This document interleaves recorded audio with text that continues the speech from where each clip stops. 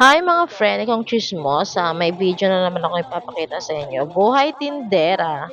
Ganyan ako. Minsan, pag sinisipag, nagtututorial.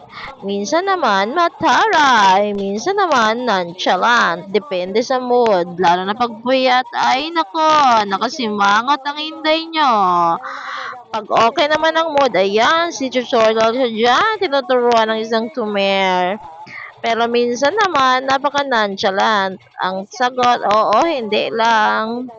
Buhay nanay, buhay tindera, buhay rakitera. Nakadepende sa mood. Masaya, malungkot, excited, galit. Ay, ewan. Lalo na pag may anak kang mga pasaway. Ang gulo ng buhay. Ang hirap pa magsaway. Gusto nila lagi naka-high pitch ang boses. Yung lalabas na yung powers mo. Nagiging super saiyan ka na. Kaya minsan tuloy pati tayo naapektuhan. Kaloka, 'di ba? Ang hirap maging nanay na tindera ka para kitera ka pa. 'Yun lang. Thank you. Oh, busy pa siya diyan, no? Kalikot pa more. Kunwari, sipag-sipagan. Para may ginagawa pero inaantok lang 'yan. Ganon.